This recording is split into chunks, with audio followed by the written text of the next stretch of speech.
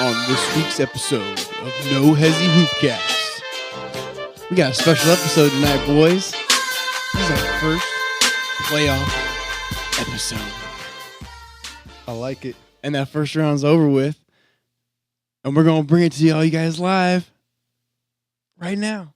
Hey, let's get it. I am J.R. Schwab. Black Moses sitting to my left, your right. I am Ebony Moses of the Black Order. Of the the Hesi order. Continue. On my right, your left. Leak, you got a new name tonight? No, I don't, man. Okay, good. It's just me. Good. It's just All me. What's up, y'all? It's just Leak. I am Schwab. Kurt the Mike, as all. Kurt the Mike. Kurt the I'm Mike. here. I was looking at his mic. I'm Kurt the here. God in the house on the mic. What up? Kurt Cam. We got Kurt Cam back tonight. We got some good responses on Kurt Cam. So last was 2 weeks ago, right before playoffs started. So we will be bringing Kurt Cam back Behind the Kurt. We might team. even do a Kurt screen Hey. as we were messing around with earlier one of these times. I was Can do actually that. pretty Oh my tight. gosh, yeah. Kurt was eating narratives, man. Yeah, Kurt was an everyday Pac-Man. Kurt was a Seemed talking like. head. All right. We'll leave it at that. Well, let's get right into it. I was trying to think in my head. I didn't want to ask you guys right off the bat earlier. We didn't even go over this because we knew we were talking playoffs right now. We're not going to go over. Obviously, it's Sunday. We've had two second round games. Both Western Conference already start. We're not going to go over those. We'll touch on the series coming up at the end. But at least for now, do you want to start with the exciting series, or do you want to start get the certain kind of those kind of boring ones out of the way real quick? There's a couple. I feel like They were all they pretty were all interesting to me. tantalizing, So but I if feel you like there wanna was. just kick one off. That would be a good Yeah, idea. I was gonna say dealer's Let's choice. start it off with the defending champions, the Golden State Warriors. Okay. They went against the Spurs. I have a My question. least favorite series out of all. Okay, of them. it was also mine, but here I also have a question. Do you think, obviously it had some effect because he's the coach of the opposing team, but do you think, rest in peace, Greg Popovich's wife, Erin, dying, had any effect on how the Spurs played this series or what? I say it got outcome him of the that. I series? say it got him their W. I say that would probably be the effect. God rested dead. That was very unfortunate. Especially the timing of it, especially after the season they had. But I don't think it affected their play in a negative way, so to speak, because they were going to take the L anyway. Did this speak more volumes about the Warriors than it did the Spurs? Because I think everybody was worried the Warriors weren't going to be as good as they looked. Right. I think it was a testament to the Warriors, turning on the click in a sense. It looks a lot different because they don't have Steph, but it's still, you can see they kind of turn on, especially Draymond.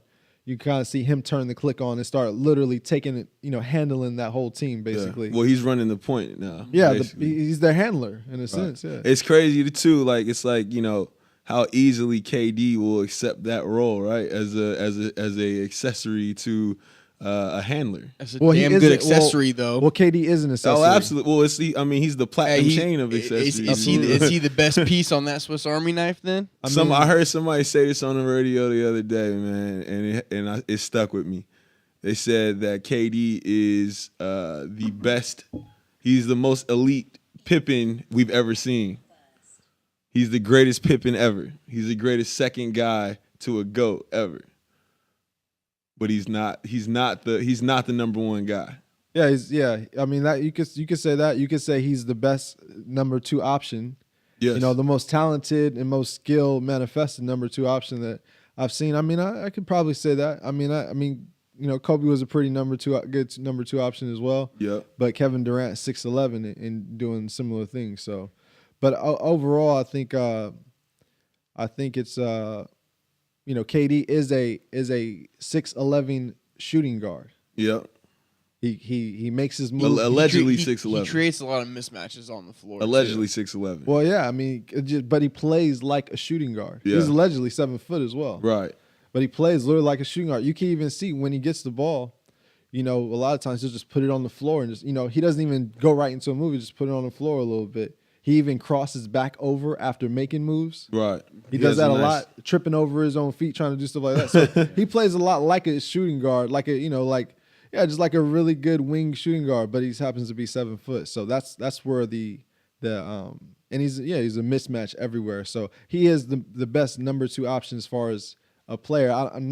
But as far as things being done, well, that remains to be seen, right? Question. I mean, that's no knock either, because clearly he is one of the most talented players in the NBA, probably the best scorer in the NBA right now, all around. But that's just. I just thought that was interesting to think. A lot of people would consider KD a number 1, right? Yeah. That any team he's on, that's his squad. But They're just uninformed. right. Even in OKC, that was KD was the face of the organization, and the organization even promoted him as the face. But Right. inside that locker room, everybody knew that was Russ's squad. Right. If it was truly KD's squad, Russ would have been on the way out, right? Or Russ would have been falling in line. Right. Okay. Does Kawhi Leonard, if he came back, does that change the way this series ended up panning out? Absolutely. Yes. Now, I say in a sense, could you see the Spurs beating the Warriors in that series? Possibly.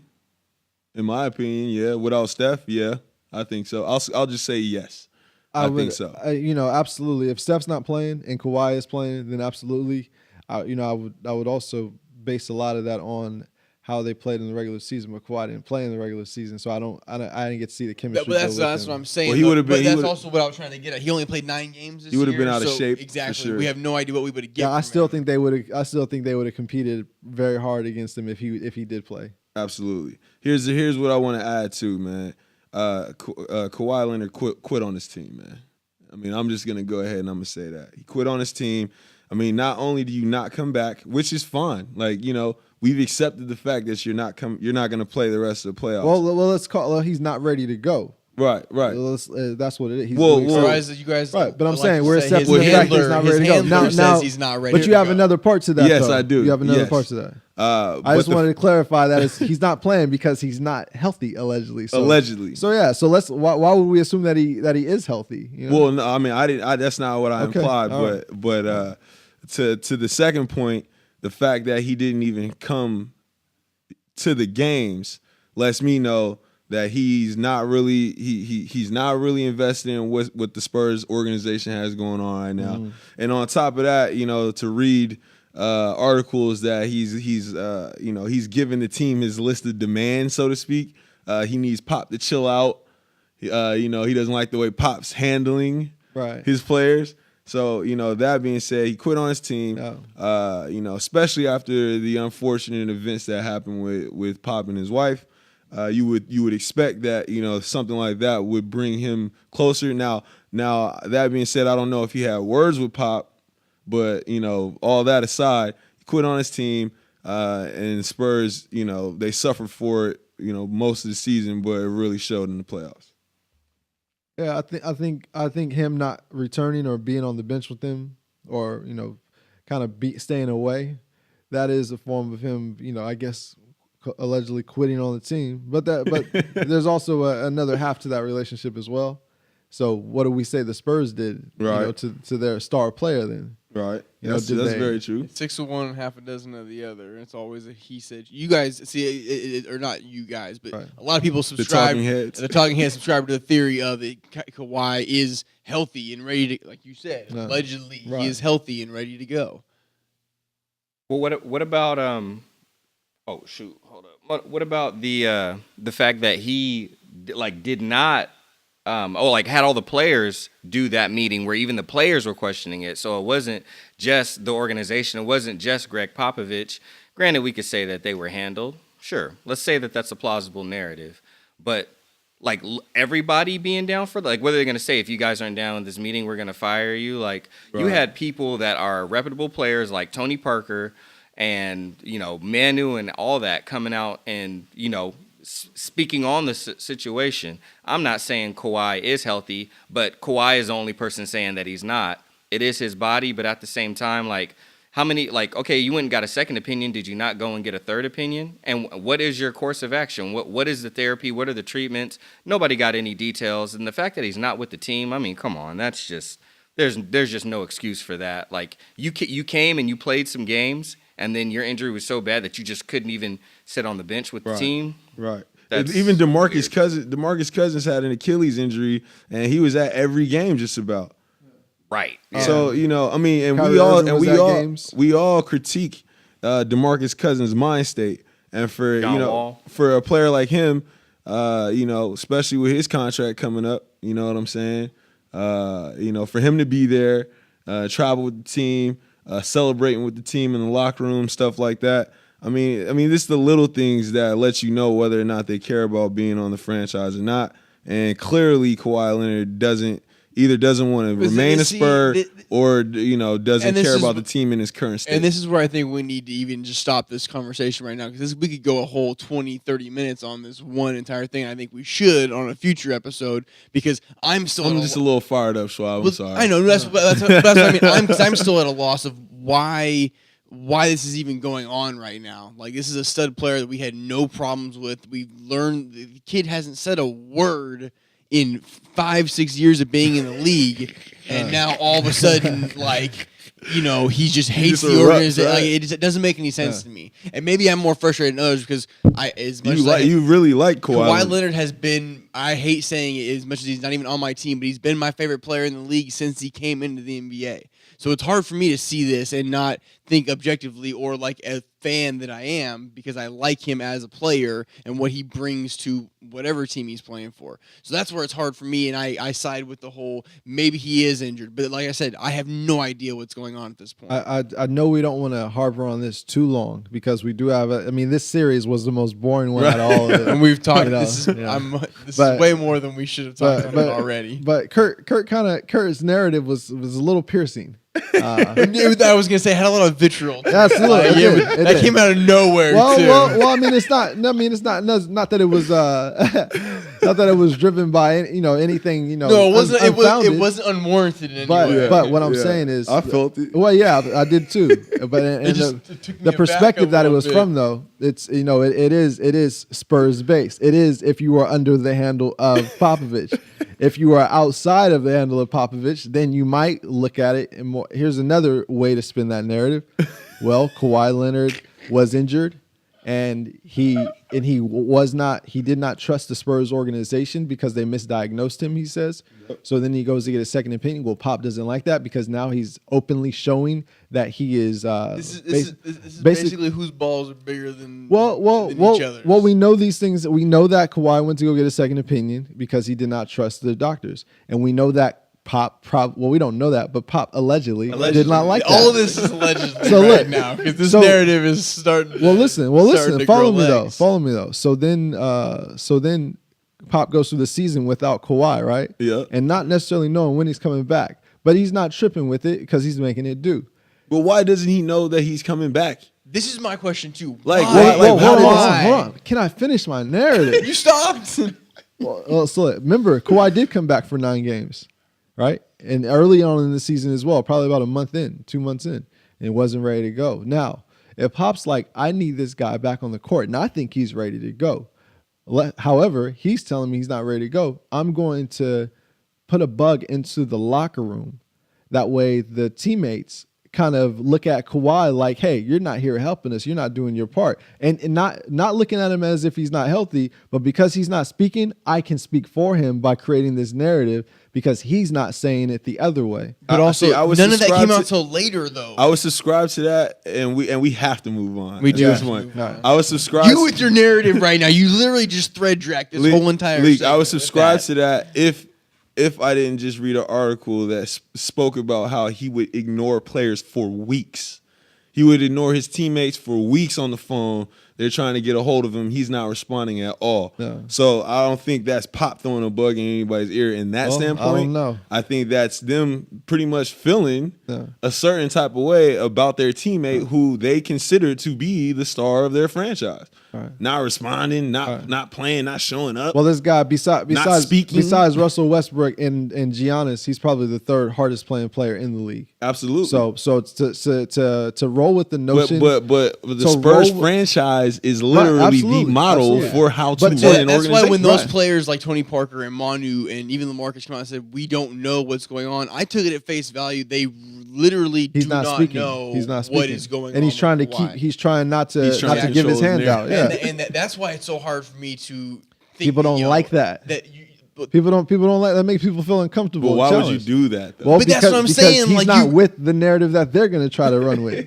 I don't think who- Pop is that. Pop is that nefarious of a guy, but I don't really deep down. I don't think he is. Listen, Pop. Yeah, listen, that's Pop what- was that's my listen, thing. That's some like listen, that's some like listen, backstabbing listen. bullshit. Pop my was in the thing, Air dude. Force. Pardon Pop- my French. Listen, I said balls and Listen. shit tonight. I Schwab. apologize. Hey, Pop was in the Hey, Air the Force. people are gonna hear it. Like you said, we're amped up. Pop went through. Pop also was going through CIA courses, and listen, now we're moving on. Now we're getting the tinfoil hat stuff right No, it's not tinfoil. This is actually documented that Pop was considering a career with the CIA. But you're tinfoiling all these backdoor alley Yo, look, hey, dealings that are going on with Well, Pop, truth of the- Pop truth of the inserting matter is- these, Look, my these narrative- my- bugs into listen. Manu and Tony's head about, hey, we need to. Truth of the matter we need is- to push Kawhi out a truth little of the bit. He's matter been is, his pet there's for no the last reason- 5 years. There's no reason to look upon the Spurs franchise with any type of disdain up until this point.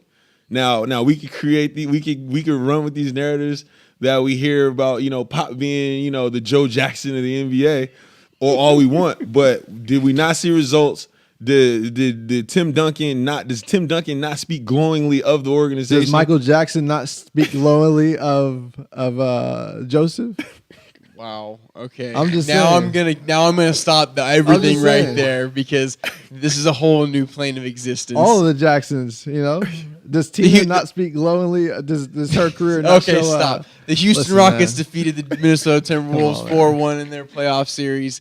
This one really, it was almost more boring than the damn Warriors and Spurs series. man. I think we all thought the Timberwolves might take a little bit better step. They got to the playoffs at least this year. You said we all? Could you repeat that last statement? I will. We all thought they were going to take a big step this year. We all thought that? I think we all did. Yeah. I think we all I thought thought you were referring to the playoffs. no, take a big Okay, step as a okay, team, all right. as an as organization. a, no, as a team, do something better than miss the playoffs. I'll pull back. Yeah, Absolutely. Look, the Minnesota You- you- Timberwolves you be are wise still to, trash, but that remains to be seen because I think we all think that there's one man to blame for most of these problems. Anyways, James Harden and Chris Paul are on cruise control right now. Yep. I will say this much. I have seen a lot more effort out of PJ Tucker. I gave him props earlier before the show. We kind of talked about that. Yeah, because I remember you had a little pushback. I on didn't that, like. man. I've never liked PJ Tucker. I've never liked Luke and Bob Mute, but he's been playing hard in the couple games that I've watched so far. Honestly, the weak link that I think out there for the Rockets right now is Ryan Anderson. He doesn't seem to be hitting too many shots. And honestly, I think, he had been hurt. I though. think his body's just finally breaking down on him. The back is not. they don't doing need. well. They don't really need this guy. I'm I gonna don't be think- honest with you. But also, you know what I was thinking though, as I was watching him today in the second round game, I was watching Ryan Anderson explicitly during one point, and then I thought to myself, the only reason he's still on this team is because they can't get rid of his contract. Yeah, they just resigned His his contract is yeah. literally the reason why they can't get rid of him. They can't trade him. He's untradeable with the amount of money he makes. Yeah. Well, he earned that contract. Let's be very clear He about did. that. Well, Because last season he was a huge reason why that team was successful during the regular season. Now, that being said, we've seen him in the playoffs without Ryan Anderson, and their lineups look just fine without him. That's so I feel like he's gonna have to find his way in in the current system that they're running. Otherwise, I mean, I don't know what they do with him. They're paying him. I don't know what they do. With And him. everybody else is playing well. Clint Capella is doing everything Dwight Howard should have when he was in Houston. I don't understand that one at all. I mean, there's everybody else is playing well. Most improved player of the year. Bob. Do they have a Hands backup Who's point that? guard on this team? Clint Capella. He's definitely in the running. I don't know if we could pull up his numbers or not, but he had to have been averaging a double or close to. I think Oladipo's got that in the bag since he was. You think so? He was heading his own situation. Yeah, I think Oladipo definitely has that in the bag. But Clint's had a huge year though. Okay. I think I'll eat that. I think no. I think you can take, like, if you had a team of most improved players, like a starting five or whatever, most improved Like a players. most improved He's player by far squad. at the center position. I think he is Yeah. definitely that most improved center in the game. I mean, he's definitely. I mean, gonna he's get had a paid huge next year. impact. He's had a huge impact to Houston. He's gonna And get a lot of paid times, next year you by just pull up somebody. the stats. It's not going to show up on the stat sheet a lot of times. Like, he's going to average a double, but like you said, you look at a guy who averages 11 and 9. You're not going to look at. You're not going to take a second glance at him a lot of times. You know what I mean? He's still going to go off for 20 and 15 some games. Yeah. But he's going to have those 8 and 8 clunkers in a win, or those 8 and 3 clunkers in a win. What he does is he's an elite rim runner that also is he's approaching elite level rim protector status as well. Well, he was second in blocks and he led the league in field goal percentage. Yeah, so he's elite on both ends of the floor. So I officially after mean, this those you can't really quantify on a stat chart. And then he runs the pick and roll very well. Can finish out the rim very well. And I mean, clearly he's rebounding the heck out of the ball. So I mean, even if the stats don't show it all, I agree with you on that. I think his impact is very well felt in during this year and in the series that they just ended. And let's be very clear.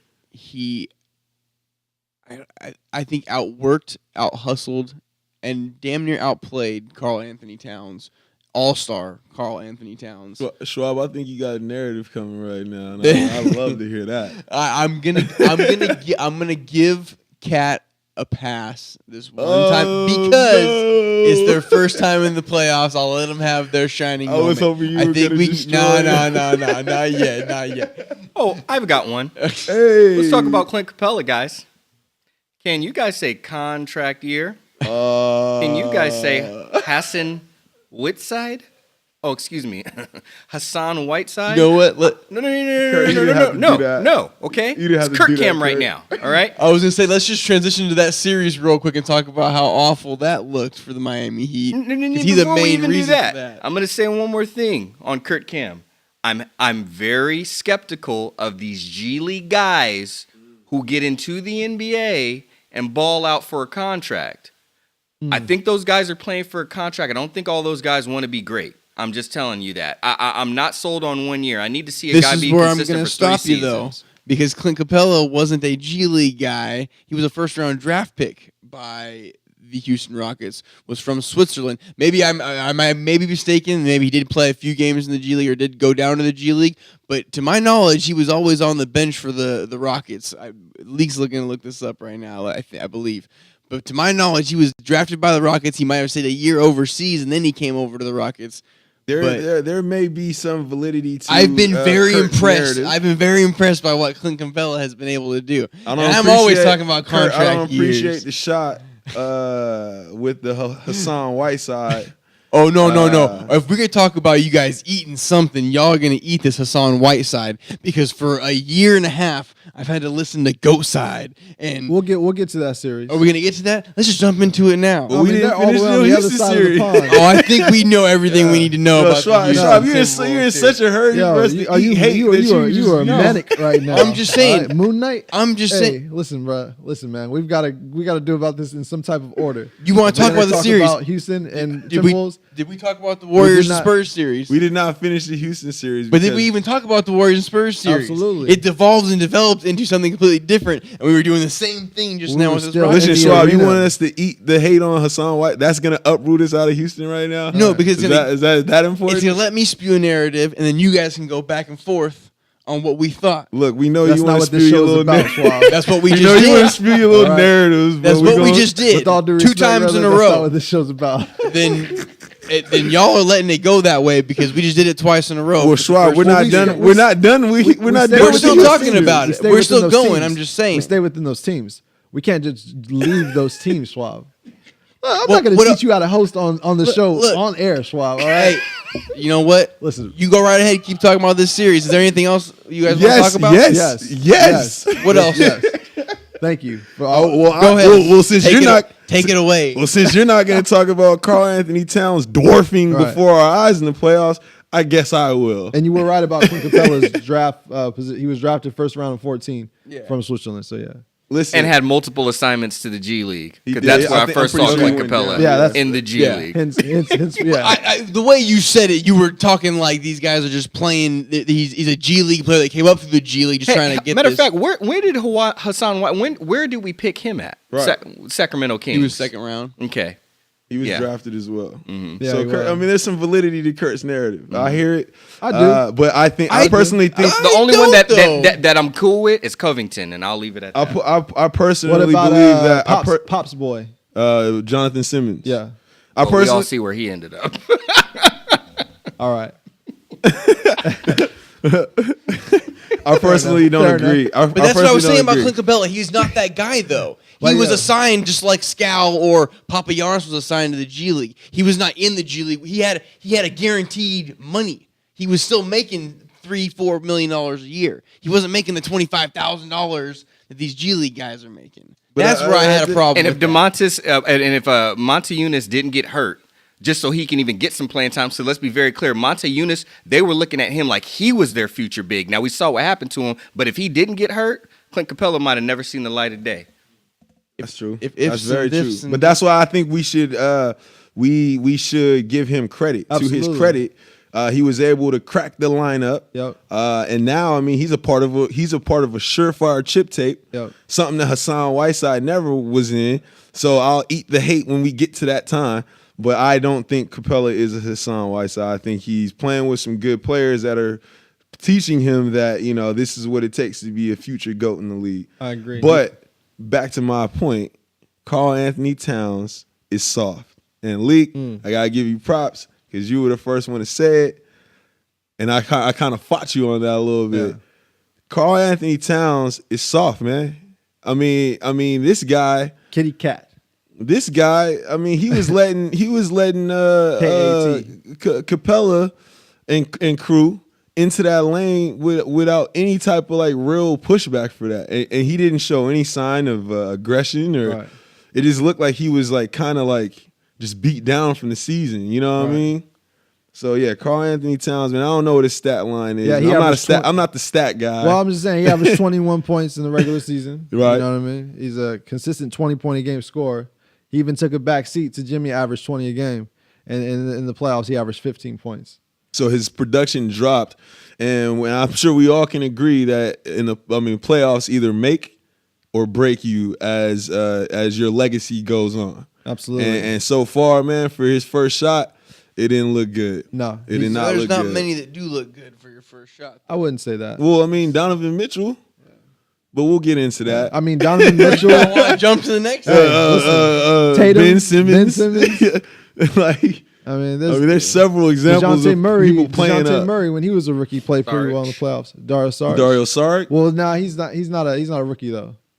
No, but this is his first foray. Oh yeah, into the first playoffs. Yeah, Yeah, I'm yeah. tripping. Yeah, yeah. But yeah, so it does. Karl Anthony Towns is soft, and once it comes down to the bumping and grinding of the playoffs, where every Right. possession matters, he doesn't know how to establish himself in position. Right. He doesn't know how to gain the advantage through physicality. Right. And there's several opportunities where he would cut baseline, and instead of curling by the key, he would go all the way out to the 3-point line. Yeah. Now, on a little as well. He always shying away. Well, yeah, exactly. It's like, dog, what are you afraid of down there? Shying away, yeah. What are you afraid of down there? Is it too physical Avoids for you? contact. Right. And also to avoids contact and to something that He would wanna help be a him stretch out. five. Something that would have helped him out is if What he is though, essentially, when you look at it. he averaged 20 a game and scoring in the paint. So he's not a stretch five. He's a versatile five. Right. He's a versatile You know, five. but his bread and butter is going to be around the basket. But he can shoot the three. But anyway, if he had a point guard that can properly give him the ball, and kind of basically force him to get in good Right, positions, right. then I think he would have caught on a little faster. Right. But he's just soft though. He Well, avoided also, contact. I think we gotta look at the. I think we gotta look at the coach. Like that why? was Like, my only caveat. like of Tibbs, why everything would was you not Tibbs. call plays Yeah. for him in the Right. paint? Like, what are Right. you thinking? Right. A lot of these plays look like they were set up for him to establish the ball at the 3-point line and create a shot or move the ball. Yeah. But like we just said, his bread and butter is gonna be nearest the basket. So why not establish him a little bit closer so he can have better opportunity to score? Because Pop doesn't run good offense. Or Tibbs. Tibbs. Yep. Or Tibb, my fault. Yeah, Yeah. Tibbs doesn't run good offense. Yeah, Coach Thibodeau, and they're in trouble, man. Well, and that's the thing. They're in yeah. some We serious talked- trouble. And they're in the bed with that man. we talked about it 2 or 3 weeks ago. Tibbs literally has run this team into the ground. Like everybody, there was 7 or 8 man lineups most nights, and each guy is playing at least 38-9 minutes of the starters, 40 damn minutes. I'll tell for you starters. this. Well, when they won the game that they won in the series, he played them 42 it was minutes. 45 minutes apiece. Yeah. Well, look, And they were in the game after they had it. They already had it well in hand. They were He up, left them They in the were game. up 15. I remember at the end of the game, it was like well over with, and all of them were still in the game. Derrick Rose, Taj Gibson, Jakeem Noah, Jimmy Butler now. If Said Derrick Rose. I said Derrick Rose, yes. If Luol Deng. Luol Luol Deng, Deng. listen, if the front office at in Minnesota does not do something fast, then Karl Anthony Towns' career is on the line every time he steps on the floor under that coach. Let's be very clear about this. Hey, Because he's ran his most productive players, he runs into the ground. He's shown it throughout the years. I'm not going to expect this dog to change his stripes. man, hey, yo, the fact that you just pointed out all Well, those now I'm players like- from the Bulls squad that now are I'm gonna ask you a literally question. beat to death. Now I'm gonna ask a question. Name me a player that hasn't been perennially injured that played under Pop. Pop or Tibbs. Or excuse me, you got me screwed up when you said Pop a My second fault. ago. Tibbs. I think Mirotic is the only I can think of, but even But Mirotic he got out. Yeah. exactly. He got out in time. Shout out to Daniel. But no. Technically, he did not though. 'Cause he still played the oh, same oh. amount of time that Joe Kim Noah. How many years did How many years did Mirotic play for? Only one. He played. It was the whole time that everybody else played. No No, way. no, not at all. He's Not barely. at all. He's only Yeah. been in the league for like the last 4 or 5 years. And Tibbs Yeah, been no. out of there for what? He only played for Four Tibbs for like seasons? 1 year. Look this up.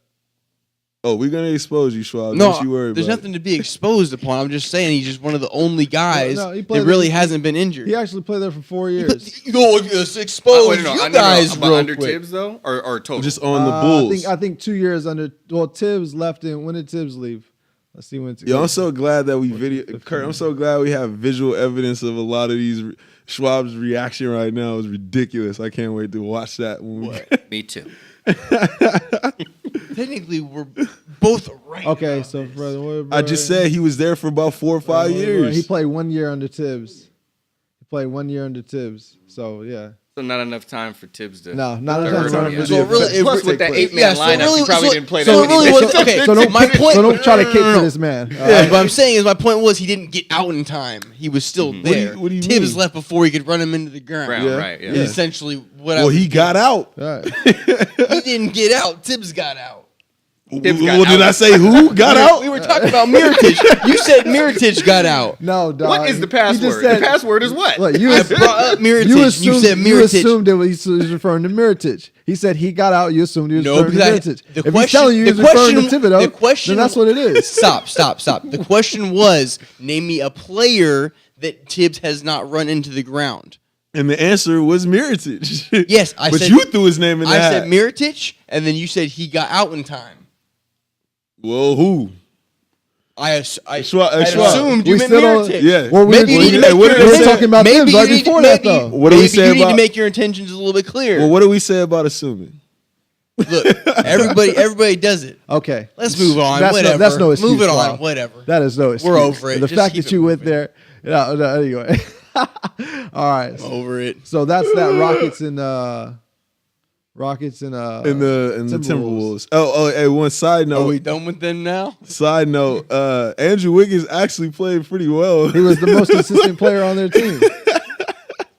Believe it or not. We're living in bizarre. So he's world. bought himself another year, I guess. They still might move him. Yeah. But man, he Thibs had is to the- eat. He yo, had to eat Thibs James is the Harden all coach and season. GM, man. Yeah.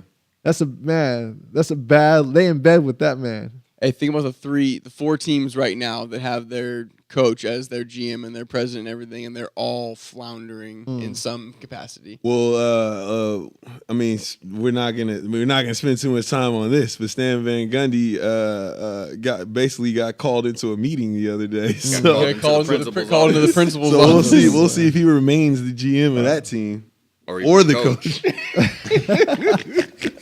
He might be OTL soon. All right, Where are we at, Schwab? next I don't round. know. Blazers and Pels. Oh, now Schwab. You want me to run it, handle Schwab? I mean, No, I'm you. I got the thing up right here. You know, This is not another one. Yeah, Schwab don't want us to handle. We got another walk off. Yeah, anybody want to be a show host? I was trying to make the seamless Cat. transition earlier, right. but it didn't quite work out. To the east. Basically, Pelicans banged out the Blazers in their first round series. It was pretty bad. I don't think anybody saw this coming. I think we all didn't. had the Blazers winning this series. Yeah, I did. We all picked the Blazers. Yeah. I honestly, the one thing, the playoff experience, I think of the few players that have been there over the years helped out. I think we saw it from, as much as I hate saying it, playoff Rondo showed up for this series. Yeah.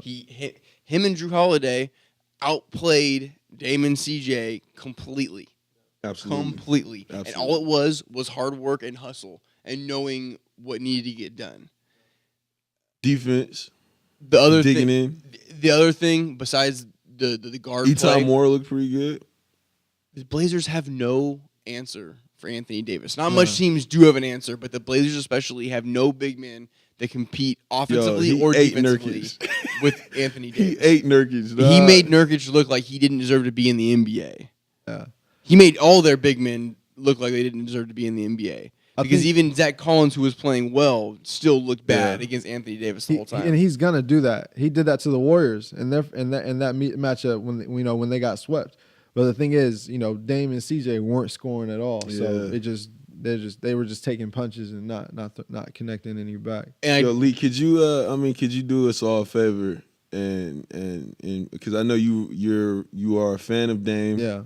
Can you give us some form of a breakdown of what you saw out of him in this series? Because I know you were feeling some type of way when I talked with you on the phone after the series is over.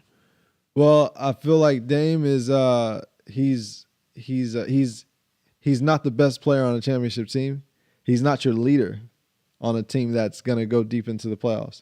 He needs to be a hired gun for someone, a la that Kyrie Irving role.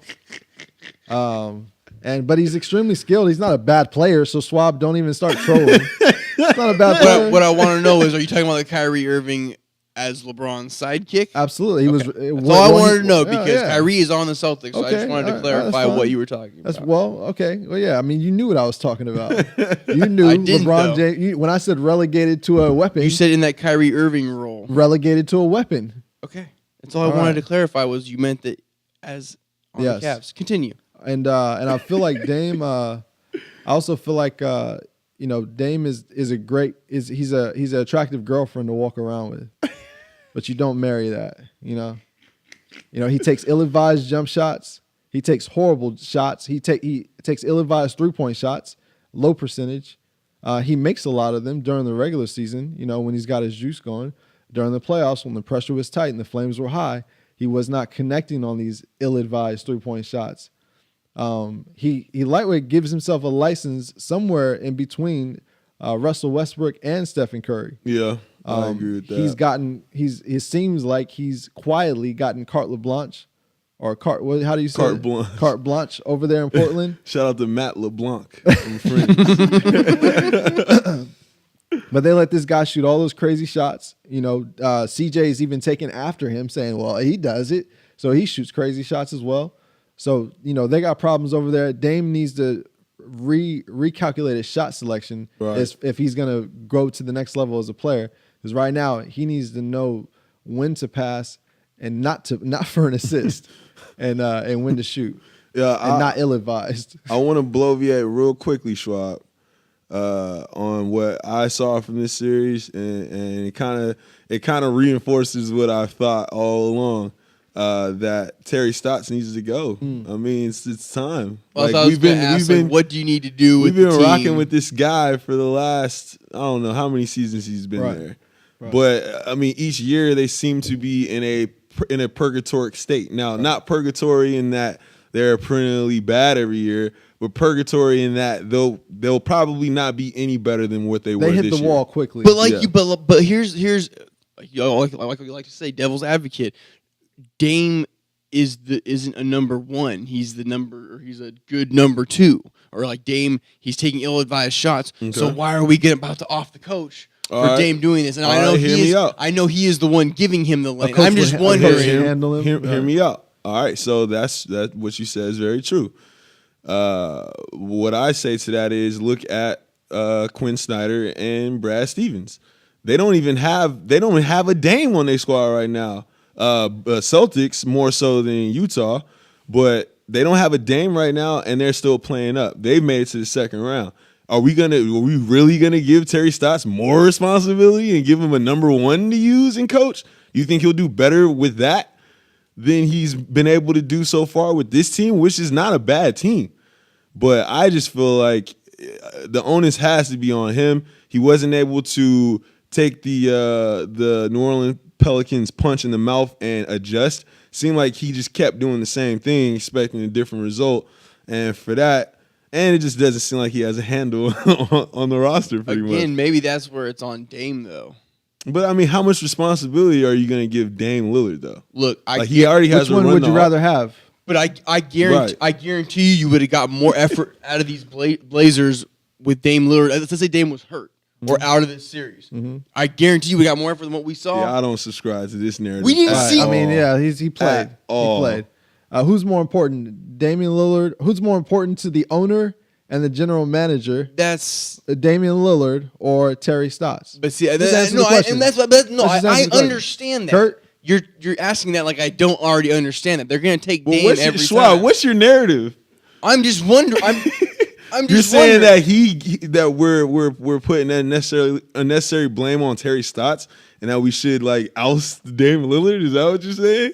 Well, you're saying Dame's not good enough to be the number one option, but they've shown year after year that they're not going to do anything to change the fact that Dame is the number one and CJ's the number two. Well, so what are we doing here with the Blazers? Well, Dame is what I'm wondering. Dame is an all-star, and he is perennially one of the top scorers in the NBA, which a lot of teams would kill to have. So you could go ahead and get rid of Dame if you want to, but he'll continue to do this on any team he plays on. Now, I think if we really want to place onus on anything, normally 9 times out of 10, they're going to get rid of the coach in this situation anyway. Yep. And then I think we also need to look at the front office now. Why haven't they put players around him? I'm not going to blame Dame Lillard for this. Right. Why haven't we brought in some people that'll help the situation or the atmosphere of the team? And then 2, what system is in place with Terry Stotts that's helping the team get better? I was merely just wondering. Dame has a responsibility, and I just blatantly called him out on that. That's what I'm saying. Now he's not the only one that bears responsibility in this. I understand. Somebody else who bears a heavy load would be the guy who it seems like you're pining for, Terry Stotts. No. I'm saying, at what point do you? Right. At what point do you think about moving on from Dame or think about changing it up? You move on from the coach first. Okay, I get that. He's mishandling Dame. I get that. Dame. He's a deadly weapon. This is way too early to start talking about getting rid of Dame Lillard. He's the guy who got them there to this point. But we've already talked about like a Russ leaving OKC and going somewhere. No, that was off the record, Schwab. Hold on. That was off the record. So here you are doing exactly what you said you were not going to do. Was to throw somebody under the bus with that narrative in order to get your right. Yo, look, as soon as the pressure got hot, he threw it out here. This guy, man. So this is how this is your playoff stats, huh? This is how you're racking off, huh? I haven't heard any playoff stats so far, so I don't know what y'all are talking about. I will say this: if you look at their front office, yes, it has been a wreck. I mean, they did bring Dame one championship player to play with, someone who has chip DNA, so to speak. Who's that? Anyone? Festus Ezeli. Moving on. Oh, I'm He just dead. didn't play one game. I'm dead. So look, if he'd have played and panned out, who knows? Dame might not be in this position, right? He might have had his quote unquote, That's you know, true. number one option or player to go to in the That's playoffs. true. Right. And I will say this as well. I mean, I respect the heck out of CJ McCollum. He seems like he's a very positive entity to have on that team. Potential talking head after he plays. As well. I'd even love to have him on our show. Yeah, absolutely. to get his narrative. on. bloviate. But By all means, brother. But I personally believe that a championship team cannot have a CJ McCollum in their starting lineup. No. CJ McCollum on a championship team will be coming off the bench. CJ McCollum on a team that makes a deep run that has a potential to win a chip would be a 6-man. He's more of a Lou Will than he is. I mean, you get into a name here. Right. Yeah. He's said shooting guard. right. I think Klay Thompson is the mold he's Yeah, in. yeah. He is the Clay to, or he is the Clay to Steph. Right. And you know what? I'll tell you that if CJ adjusted his game a little bit and maybe pulled back a little bit, then he could be a starting shooting guard and have more of a winning edge to him. But because Dame doesn't bear any responsibility with his shot selection, why should CJ? You know what I mean? Right. When essentially he feels like he's, of course he's not, but he feels like he's just as good as game. Allegedly he's not. Well, I'd even say skill. he has a better shot selection in my opinion than Dame does. But they're both ill-advised and they're both out of order. All right? Which is why they need a new coach. Which is why they need a new handler Exactly. to get them in order. And Because then the see what first they can step, do, the right. first step, Schwab, is to get a new coach, right? Now, if that change of atmosphere does not change his play, then we can start to call on the question whether or not Dame should be there. I agree. I was merely just asking. You're jumping the gun. When haven't I tonight or any point in this damn thing? All right. Let's move it on to OKC and the Utah Jazz. Clearly the playoff pressure is getting to us all. All Well, right? that's what I'm saying. We didn't even talk about New Orleans that much. We just gave some props and then kept That's it moving. true. Well, we could still. You decided to move on. You were already pulling it up right now, so we're gonna move Look, on. you could have brought New Orleans. The Oklahoma City Thunder got bounced by the Utah Jazz this weekend. Quinn Snyder to me still looks like this man. Something. He's so methodical with the way he talks, and it scares me sometimes. He's like the Joker when he's talking. To So I was gonna say, look, he reminded me of Patrick Bateman from American exactly. Psycho. Like he's got something weird about him going on, and I can't figure it out. But the man is coaching up the squad right now. He looks like he smoked cigarettes on the bench. Exactly. During timeouts. Exactly. Yeah, absolutely. I think the one thing this series showed us is that team basketball is always going to win over the hero 1 or 2 star ball, or letting those 1 or 2 guys go out and try and win the game. Because that's clearly what this series didn't even go 7 games, and I thought this series would for sure go 7 games. Honestly, this is my favorite series. This This was is my most satisfying series. This was mine too. There's other reasons for this right now, and I'm not even going to get into that right now. See, you think you know where my narrative is going, and you don't. I think we all know where this because Kurt knows where this narrative is going. You're assuming that you're jumping the narrative. This narrative has been talked about ad what is the nauseum for the narrative? last What is the year. narrative? I'm not even going to What say it is the because the narrative? people already know what the Black. narrative is. I'm asking Black. He thinks that I'm going to rejoice in the fact that now Paul George is free to make a decision on where he wants I'm to go. more so bloviate about that narrative Right, than Black. Yeah. right. And now, if the people out there, if they've been watching the show, they know Right. that my narrative as of late has been that Russell Westbrook is a monster. Now, me and Colin Cowherd are probably one of the select few that subscribes to this. And I have to give him credit because if it wasn't for something he had spoke about, months and months and months ago, I wouldn't have started to think about this. Well, we clearly see the worst of Russell Westbrook in this series, and it's clear as day now. He showed his true colors. The last 2 games alone, this guy took 80 plus shots. He took 80 shots. Relentless. Tireless scorer badge. Like I mean, Relentless. From the point but guard they position at that. the team was, they won the game, one of the games where he shot 39. But I mean, the team was getting blown out in the closeout game, and he still continued to shoot. Right. He's not letting up. I don't think anybody else on that team had more than 15 shots. Now, well, him and Paul George, I know in the game they came back. Him and Paul George had, they had all their shot. Of course, Russ had his 40 piece and 40 shots and Paul George, 38 shots, and Paul George had like 28. And the next player, was Melo, and he had 7.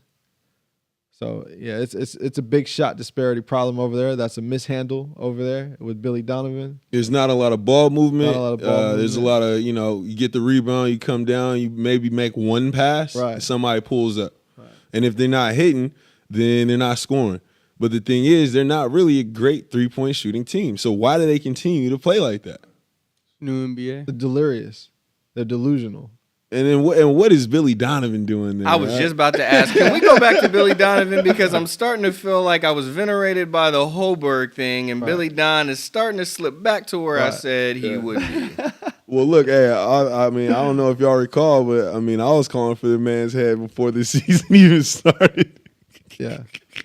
I remember, well, we were skeptical about him coming in. Yeah. And Schwab was rocking with him. Yep, because then he he was an in the NCAA NCAA, two-time champion. And then he showed up his rookie coaching year in the playoffs where he beat Pop. He did well. On the back of KD and Russell Westbrook. But he still applied a massive lockdown defense that was not apparent during the regular season, and Defense the flip was was good. switched. And he was able to – they were down 0-2 to the Spurs and came back, I believe. But that was the same year that they were up 3-1 and they lost the no, series? that was the next year. Okay. They were up 3-1. So, no, I'm sorry. That is the year. They beat San Antonio, then they went on to play the Warriors. And I know that because KD only played for Billy Don 1 year. 1 year. They signed Billy Don right before KD's contract season, which was Sam Presti's only – well, I wouldn't say it's only. That was his deadliest mistake. Letting James Harden walk away for like $4 million. That was a big mistake as well. Yeah. I don't look at that. See, Yo, look, this was the nail in the coffin for Presti, I'll tell you that. Yeah, when Paul George leaves, absolutely. I never looked at them losing James Harden like that. They probably could have kept it together for another year or two, but they were always going to lose somebody in that trio. Obviously, they lost. Well, you got to the finals though, so Yeah. that means No, you're I basically understand. right. You're knocking on the door. I think they needed to keep it around for at least another couple years. Yeah. I think they Yeah, definitely that was a jumped the big gun mistake. on it. And the cap would have went up. Yeah. If And he the would have capital, held on right. to him, Right. then they would have probably been able to keep him all around for the next few And years. they would have had their own super team. Yeah, yep. Yeah. So, I mean, And somebody would have definitely came and signed there. But like someone that I know, like he was playing fast and loose. Let's be very clear about that. Well, like I said, if hindsight's 20/20, That's the true. man who invents foresight's gonna be richer That's than why Bill I said Gates. that was his biggest That's two true. mistakes. Straight But up. this one, the one of signing Billy Don in a contract year, that was a deadly one because KD left. Now the organization got hijacked by Russ because they didn't want him to leave. Nobody's going to hold, nobody. So now on he's this- not being held accountable. Only person he's being held accountable to is by himself. Right. That was always the initial narrative, though, when Billy Donovan got hired, though, was that Kevin Durant wasn't really rocking with the hire. Absolutely. He wasn't too sure about him. He said he'd never really talked to him or Absolutely, never really big mistake. didn't know what he was about. And Big that mistake. immediately They should have spelled brought in trouble. Mark Jackson. Yeah, they needed immediately. They need somebody on that team that can sit Russ down and tell him, this is the way it's going to be. If you're not down with it, then it's going to be a real problematic year for you. And you'd have to have some clout in order to Exactly. in order to- Billy for Russ to Donovan listen to. is. I mean, he can't sleep at night after practices with Russell Westbrook. Let's put it all out there. I mean, I'm sure he's hard to play with. I'm sure he's hard to coach. And heck, I'm sure the cafeteria man is afraid of Russell Westbrook. All right, this guy has lost his mind. All those stats. He literally broke himself to get a triple double before the end of the season, all just to lose first round to a team that they should have won. They should have beat. We talk about bullying in today's society all the time, and Russell Westbrook is literally bullying the OKC organization. He's literally got them under his thumb, letting him do whatever he wants to do. and it's wrecking the entire See, organization. the thing about Russ though is that he doesn't necessarily give off the look as if he's holding them hostage. He's coming off as if, hey, I'm happy as ever right now. You know what I mean? Like, hey, I get to play basketball. I get to play the game I love. I get to play at 100%. I love my teammates, and they love me. And that's because they give him everything he wants. Exactly. Look, if you're cool with losing, go right ahead. I was gonna say, and that lets me know he's not necessarily concerned about winning. He's more so concerned about he's got his situation nice, right, and tight. Absolutely. And he prefers it to stay that way. He's and the ain't man on nobody the gonna team. mess it up. He's got his little side gigs he does all the time. Yep. I mean, let's step away from Russ for a second and let's give credit to Utah. Yes. I mean, they came with a game and plan. Melo's done. While we're on OKC, Melo's done. So Melo, I was vilified for that one. He's done. Hey, look, Melo is washed. Hey, look, Melo. The best thing Melo has done in the last few years is influence the hoodie warm-up jersey. Right. That's pretty much it. That's his legacy. That's Melo. That's what Melo he's will known for. always be known. He's the guy who put hoodies on the night. Hoodie Melo. Yeah, So, I mean, that was a heck of a marketing plan. Now but he's trash Melo. All right. Somebody he's marshmallow. give him props to the Jazz. Somebody that I want to give props to that I hated on for years because I expected more out of him, but he actually has played well this year. Ricky Rubio. I will definitely give Ricky Rubio his props. I y'all give him eat props that? too. Can y'all all He eat that? came through. I didn't. I'm not I did, eating maybe that. not. Maybe not so much in the regular season. I didn't really see it. He played. I mean, this is his best statistical It was season. no. What I'm saying is, it wasn't like he was showing up every game. You know, having a triple double or 20-point game. He was playing within the team. no. Like, is Ricky But he- Rubio but- even but going to what make I'm all saying- third team? Well, you guys let me finish my statement. I don't even get to finish my statement and explain what's going on. Move it on. Talk what you want about Ricky Rubio. Go on. Well, Schwab, he got a little asinine there at the end, man. That's all. No, I was just- your bloviation was warranted. What I until was you saying. said that. What I was saying is, Ricky Rubio wasn't going off for 20 and 15 and 20 and 10 and 12 like he was almost every game in this playoffs, or at least playing on the level that he was in this playoffs. It was almost like something we'd never seen before, but this whole entire year has been something we've never seen before from Ricky Rubio. That was what I was trying to get at. Well, now that bloviation was clear. All right, we can't argue with that at all. And truth be told, Russell Westbrook has been playing some of the worst defense of his entire career all season long. Yep. Like, actually, the last 2 seasons. Yeah. Basically, since he tried to get the whole triple-double thing going, his defense has been hilarious. And notice how he said he's going to shut that ish down or he lock him down. And then literally the next game, like, if you watch it was Olay defense. Yeah. Yo, the fact that Russell Westbrook actually engaged with the Ricky Rubio was weird to me. Absolutely. It's like You were Russell leaps Westbrook. and You are bounds a above him. you are the reigning MVP. Right. Why do you care about Ricky Rubio? Right. Just because he hung a triple double on you one game. Right. He got jealous of that triple double. So it's yeah, like, exactly. man, He got one tonight in. Yeah. It's almost like he didn't know who to blame on that squad. They didn't have that star. On But the why team. you gotta He didn't blame know. No, anybody? listen. This is what happened. 'Cause This, he was, look, that's the thing. He didn't know. look, when they were doing the post game presser and the interviewer or the journalist brought up, he said Ricky Rubio, had a really good game tonight. He had a triple double. How do you think he was able to, get? And Russ in an emotional, out push, but trying to make himself seem like he's like not stressed, really not worried worried about about it it. at all. He says, "Oh, I'm gonna shut that down." Like he bro, nobody was even trying to challenge you on that. He was just asking you from your perspective on the floor. Right. How do you think Ricky Rubio was able? This dude is so machismo. Russ is a great action hero movie. Right. That's what he is. He's not going to win you any awards. He's a great action hero movie. He's going to come through. He's going to jump from a building. He's going to pull out the big guns. He's going to shoot everybody. He's a going to tent pole. He's a tent pole franchise. Exactly. This guy's Rambo. I lightweight feel like he thought in his mind something, but it came out of his mouth. I think he thought, I'm going to shut that question down. Because he definitely wasn't talking about, I'm going to shut Ricky Rubio down, because he didn't do nothing. Right. I think he was like, I'm going to shut that question down. And it just came out of his mouth. And another thing too, I mean, when did it become okay for you to just be cussing carte blanche or carte le blanche in your pressers? I mean, in that presser, he dropped the 4-letter word, and then in the presser to end it, he also dropped a 4-letter word in regards to the Utah fans. So I mean, this guy. I mean, can Adam Silver handle him? Right, this guy. Listen, this guy's a monster for triple doubles. He's a fiend for triple doubles. All right, he's out of his mind. He's got carte blanche over that organization. There's only one man that can handle this man. See what I'm saying, man? Who's that? I just wanted to say that. Oh, okay. Who is that? All right, Schwab, who? I don't know. Y'all brought it up. Oh earlier. my god. Oh my god. Let's get into these narratives. We're a narrative gosh. show. Oh, look Man, at it's the him now. playoff edition, Look at him man. now. I Come can't on. All right, we'll save I that can't for believe you, later. man. We'll save what for later, Swat? I can't believe you, dude. Yeah, keep people on edge. Hey, look, hey, from now on, just know I'll be keeping my narratives to myself. Oh, keeping them tight to the vest. All We're right. never gonna hear about it ever So again. Then Donovan Mitchell, let's talk about him because to me Donovan Mitchell looked like he did not look like a rookie, and not only did he transcend what was expected of him, but he outplayed Russell Westbrook, Paul George, and Carmelo Anthony.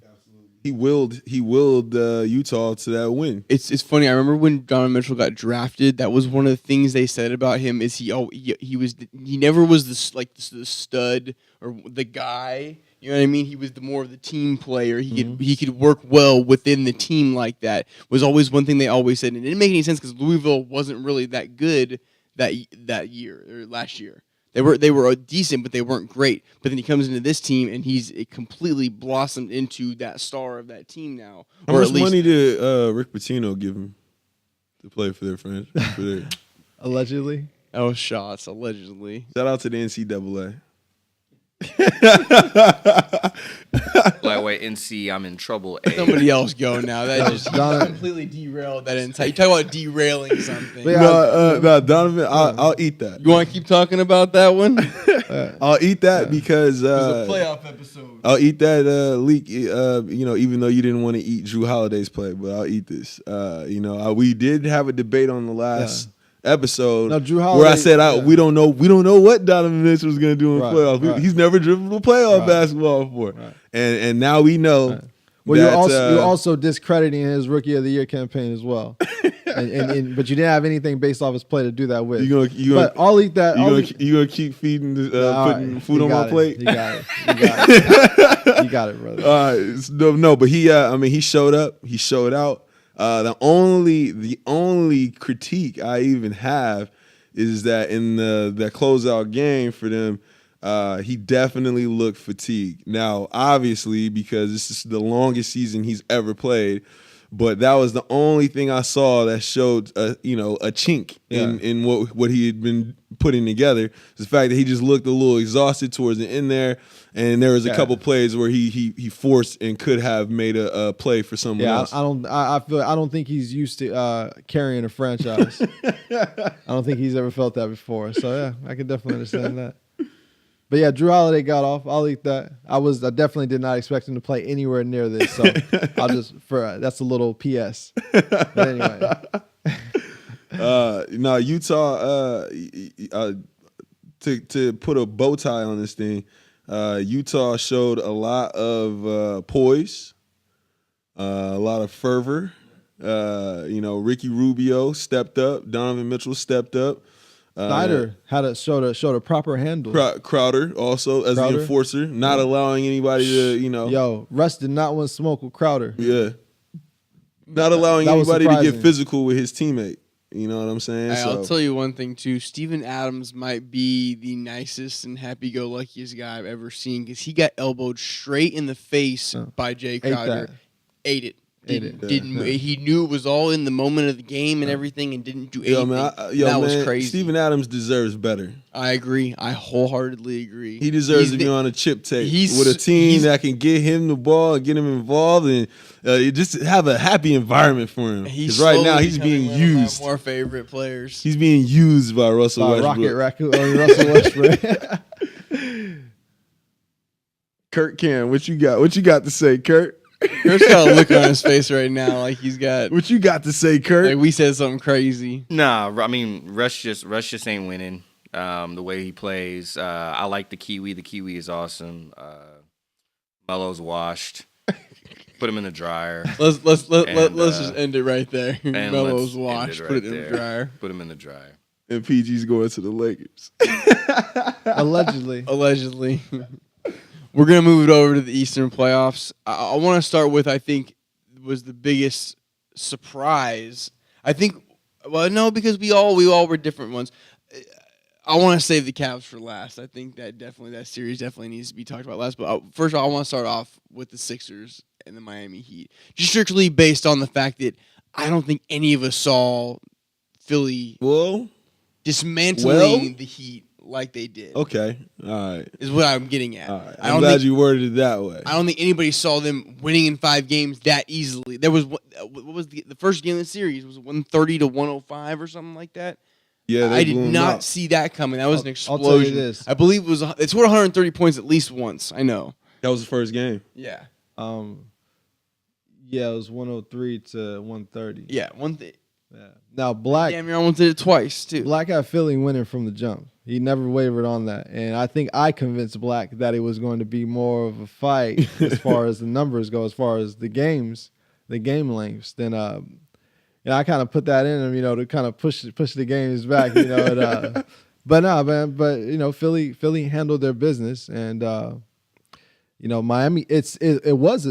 Despite that 5-4-1 5-game series, it seemed like it was a bloody. Yeah, it was a very fest, physical series. fight fest. But Ben Simmons is not soft. I was thinking that he was going to show softness, especially playing against James Johnson. He showed he's not soft at all. Not only is he physical, but he's going to impose his physicality on you, on your enforcer. Yeah. He's going to enforce on your enforcer. Not afraid to back down. There was a couple times where Ben Simmons, either hard fouled. I remember he hard fouled Wade, and he leveled Dwayne Wade and stood on top of him. Mm-hmm. And Dwayne Wade, all he could do is kick his legs, try to flop his legs a little bit to show like he's squirming now. But Ben Simmons leveled that man. Yeah. And they're supposedly friends as well. Yeah. He also bumped James Johnson, got the layup. That was when James Johnson got in his face right after that when he pushed Wade down, and Simmons looked at him and kind of just smiled and walked off like, "Boy, don't even get in my face right now." Ben Simmons is not afraid. I'll just say that. I mean, he was tossing people around and just walking away as if they did not exist afterwards. Right. Like Thanos. Let's be very clear. Like Benos. The process is completed. Yeah. And I think we're. Yeah. I mean, I look. Did anybody seriously expect the Sixers to eventually end up competing for a title? I'm not saying they are now. I'm just saying back when I this. say they are now. But I mean, no. But I mean, back when this whole kinky thing was going on and tanking. Now Black had them as his what's it called, his sleeper pick this year. I'm as not far as just I'm not having saying, a good season. I'm not saying even that, but this season. You're talking I'm about saying when they started the process. when Hinkie was there, starting the process, The genesis of the saying process. we need to tank. I don't think anybody really actually thought the Sixers would Aside from Hinkie, no. exactly come full circle. Man, and I'll this all just could come around. say this, man. I'll just say this. Hinkie's getting a lot of disrespect from talking heads. Stephen And he A. deserves praise. Well, I think that he pretty much created the new model for the NBA right now. Because I mean, you see other teams have taken on that. I mean, to me, and I agree with it. I agree with the theory wholeheartedly. You are either really good, really bad, or you're gonna remain in purgatory. Now, you could choose to remain in purgatory and maintain like Memphis, like Portland. There will be some new teams added to that list. New Orleans will be added to that list. Or you could be really, really bad and then get players and be really, really good. In hopes that you'll be really, In hopes really that good, you'll be really, really Try good. to get what's it called? Try to get a transcendent player. transcendent talent, yeah. Now the model works in Philly because it's like, look, it's 50-50 on a draft pick, on a lotto pick. It's 50-50 whether or not they're going to reach the potential that we have expect or they're going to just be a bust. Well, if we get 10 first round picks, We're bound to get 1 or 2 of those out of the 10. And that's what they did. I mean, yeah, they lost Nerlens Noel. Yeah, they lost Michael Carter-Williams. Yeah, they lost Drew Holiday. Yeah, they lost a couple of these guys. But guess what? I'm giving every single one of them up for the two. I would they sacrifice end up all getting. of them right now for Ben Simmons and those Joel two. Embiid. Man, Exactly. That was some straight my GM right there, man. Even if you had told me I have to give up the rest of this team and start fresh with scrubs, but Ben Simmons and Joel Embiid are my guys, I'm still taking that. Yeah, well, they're literally the answer to the question. If you could start your franchise with any two guys, who would it be? Those are the two. Ben Simmons, Joel Those are the Embiid. I don't think there's In a anybody. heartbeat. I don't think there's anybody in the league that I would pick over them right now. The cold part is too, though. It's like individually, like Joel Embiid missed the first 2 games of the series, two games, Two games, yeah. And I mean, even though Philly lost game 2, Ben Simmons looked like he looked like he was imposing his will out there. They easily could have won game 2 without. They were Joel down, they ended Embiid. up coming back, and they ended up, getting. I mean, Dwayne Wade had a Herculean effort. Right. But let's be very clear. We saw what they did last. in game 1 without Joel Embiid and beat him by 30. Yeah. All right, Put question up for you 130. guys. Question for you guys. Leak, you just brought that up. Is Dwayne Wade's career over now? I don't know, because Dwayne Wade could decide to come back another year, and because he's been so great, nobody's gonna turn him away. He's gonna on that new age Vince Carter role. So I don't know. I Do mean, we want to see that though? You about to see 6 more years of Dwayne I only- Wade in there's that only Vince one- Carter I only role. want to see Dwayne Wade back next year in one condition. That condition is that That he's in condition. it's a little narrative that I've been brewing around for a little bit. Some of you might be a little aware, but Look, he If Le- pulls out his narrative and Right. takes the curtain off. right. Super serum. The souffle. Right, yeah, it's like I got my different, but I think Miami is an option for LeBron James in free agency, and if he does decide to sign with Miami, which wouldn't hurt his legacy at all because he's already played there, he would not be adding The the third re-return. team, the re-return. But I think I would like to see Dwayne Wade back in a leadership role over there in his territory, his turf, Right. rather than doing whatever the hell he was doing in Cleveland. I agree with you with what you just said. Real quick, it was about Braun. He does have a chance to go back to Miami because I do think that is a possibility. I don't know if it hurts his legacy as much, or excuse me, you said it doesn't hurt his It does legacy. not hurt his legacy. I think it does, just strictly being the whole. It gets people thinking like, make up your mind. What are you doing right now? You're literally just flopping back and forth between these two squads. Well, I think what Bron has established at this stage in his career is he's gonna do whatever he wants. Yep. And I guess, and I get that. And we could keep questioning I get Bron. that. We could dread it. We could run from it. But Bron is gonna have his will, and there's nothing we can do about it. And we'll all hate on it until he goes there and has success, Right. and then we'll all show him. Then his legacy is restored, and everybody's praising Bron again. I guess So it just comes down to I want to see him go somewhere else. If he's going to go like that. Okay, well that's that. Well, there's your narrative. Why is Just Miami is trying to positive? say, like, it just. I think it hurts his. If you're talking about his legacy and what people think about him, it would hurt him more going back to Miami than it would to say go to a Philadelphia or Okay, go I to can see that. Well, okay, go well, to a Houston. that's- see that. Okay, absolutely. I I can can see see that. that. Is what I'm getting at. But see, man, here's my thing too, though. Going back to the hurt his legacy and all of that. To me, I mean, who are we? At the end of the day, we're simply just talking heads. Absolutely. Because LeBron James. You started sounding like Schwab. Why are we here right now? No, Like, no. Why are we even spewing this Hear right me now? out. Hear me out. Hear me My out. goodness All gracious. I'm saying is, we could say it's gonna hurt his legacy, but like I said, when he retires, we're all gonna rejoice in LeBron and his stats and everything he's accomplished. The As we only thing should. hurting his legacy is the As we should. comparison between him and Michael Jordan. That's the only thing that he cares about Which he that put will on put himself. a stain on his Which legacy. he put on himself, which shows you that he does care what talking heads say about his legacy. Well, in regards to that. But as far as him moving to another team, I don't think he cares what we think about where he goes. No, he definitely doesn't He care. does, but he's gonna create a narrative to spin that way. He doesn't receive as much blowback as as another player would. Right.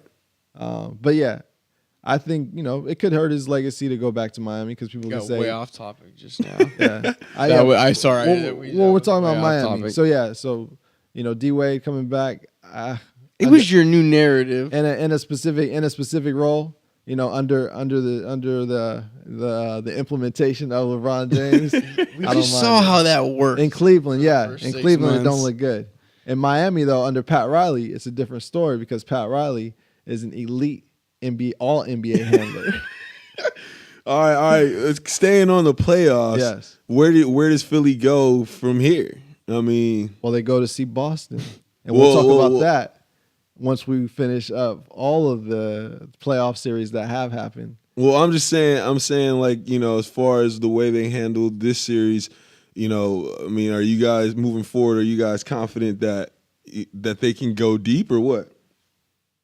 Well, yeah, I mean, they look good. I don't know how deep they're gonna go because they're about to play Boston. But that's something that we could discuss when we. Later, Yeah. you're trying to jump the gun. I mean, what do you want to now. know? Do you want me to answer if they're gonna win the second round or what? Well, all I'm saying is, looking forward. Where do you want them to go? As far as this Where are year, you or looking forward as far as their the rest of the postseason? oh well. Well, I thought we were gonna get to that. We're talking about the series. Well, how long do you guys want to? Like, how long do you want that? I'm trying to move the episode We've forward. literally Well, spent we spent 6 minutes on the Sixers. And brother, if you were trying to move the episode forward, you'd refer to the next series that happened in the East rather than stop rather than saying a series. recap. Every time we say series, your Siri comes on. I've noticed. That's the second time I've heard it when Rather you than said a recap, series. rather than a recap and a projection on the next round, which we haven't done that yet. Well, I'm just thinking now at this stage in our Let's just episode. let's talk about that. Would be a more efficient movement, Black Mo right? wants to move on, so we're gonna keep it moving. We'll go on to the next series on this list. The Bucks and the Celtics. Some of us, actually, Black Moses thought the Bucks were gonna play a lot better. Or was it you? Who picked the Bucks? I did. You did. Black Moses thought the Bucks were gonna play a lot better than they actually did against these Celtics. I think at the end of the day, the playoff experience that the Celtics have, the coaching acumen is obviously clearly better because can either of you name who's coaching the Bucks right now? Dundee. Exactly. I don't know. I don't even think that's right, but I'm I just gonna can't. keep it moving. I like the guy, and I can't. Is there anything that stood out to you in this series from Boston's perspective? I think at this point, are we all in agreement that Boston isn't going to go any? They're not going to make any noise. Well, Sean, you're just- Or is this a narrative that? Yeah, Oh wait, is this you're my doing the same- so-called narrative that Well, I'm no, trying you're to doing the implement same, into your You're doing the life? same thing that Black just did. You're basically saying, are they going to win the second round now? No. And we haven't even. Well, you just said, can they make any more noise? What does that mean? That would mean winning the next round, right? Are they going to play hard in the next round? We hope. Make more noise. Okay, what did you see this series? All right. What did you like about them? Is what I was Okay. saying. What I'm getting at is okay. Well, what are you getting at?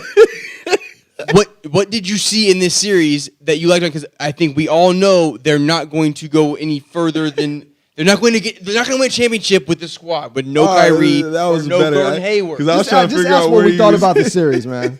That's all that. Schwab. 2 walk-offs in one show. 2 walk-offs. Gosh, you want to add? Don't even let me get my words down trying to word the situation Because- before you Because start you're trying jumping to on me. infuse your narrative into your What is question my you're narrative? posing. No, my You said we all know that they're not going to make any more noise or Right. they're not going to move Just forward. ask us what we thought I about think them in this series from I Boston's think perspective. we all. Yes. Would you like to keep going? Yeah, okay. So I thought Jaylen Brown played excellent.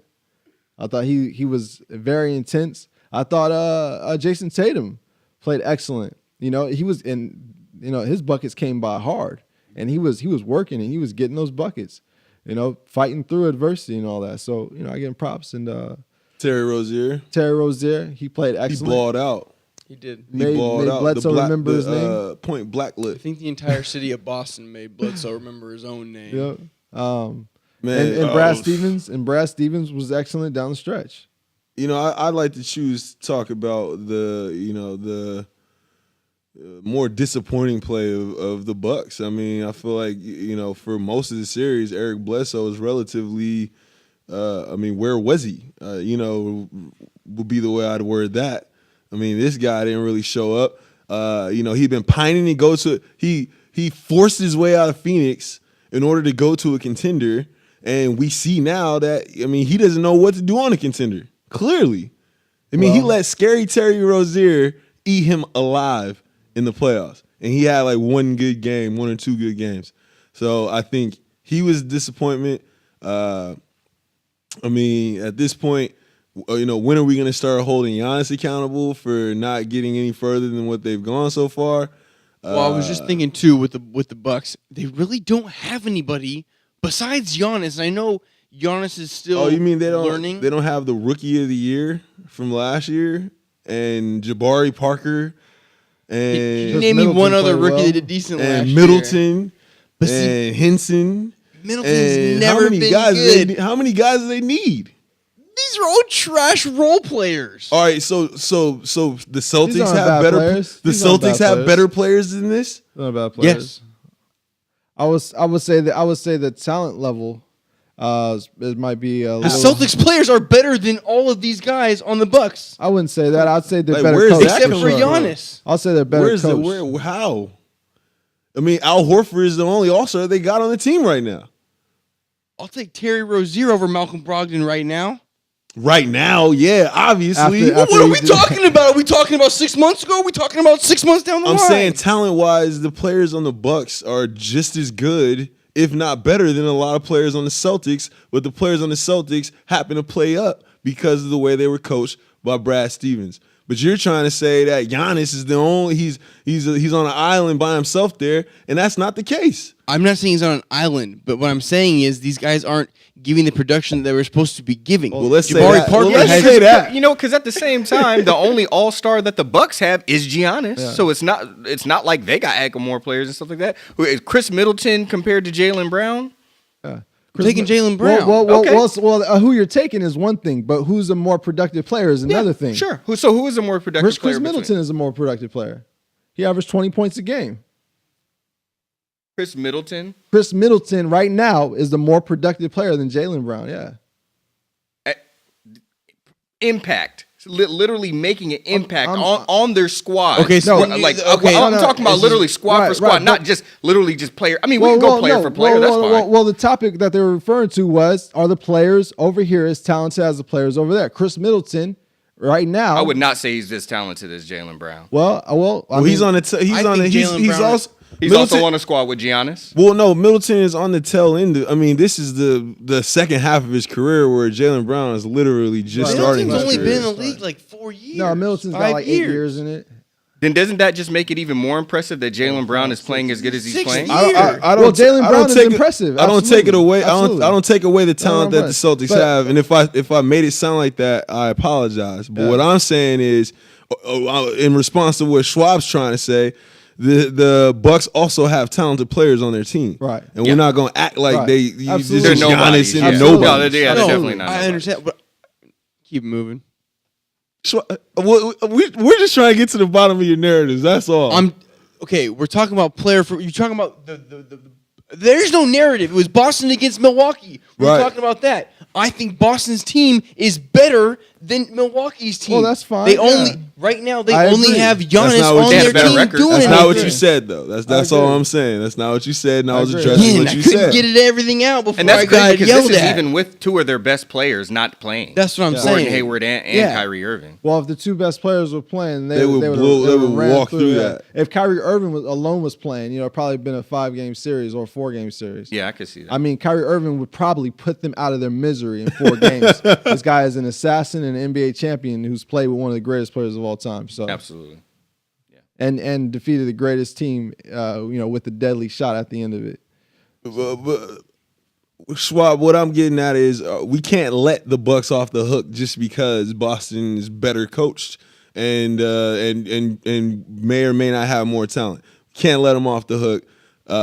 You were saying name somebody else besides Giannis Antetokounmpo, and they clearly have players on that team that could possibly get it done if coached correctly. So I guess we gotta put something on the fact that they It's don't on have both a coach. players and the coaches and the front office for getting rid of Jason Kidd in the middle of the season. That to me didn't make I think, sense at all. I think that was a forced thing, but And I mean, then overall, you brought in Eric Bledsoe, and that seems like a failed experiment as well. overall, I would say that team is not in a situation to be beating Boston in a 7-game series.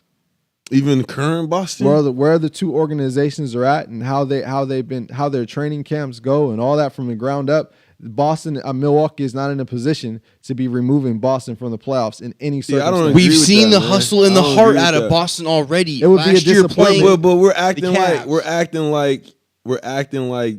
we're talking of Boston as though they have Gordon Hayward and Kyrie playing right now. You're talking about Milwaukee as if Giannis should be advancing them based off his level, his ranking in the NBA All Stars. Well, yeah.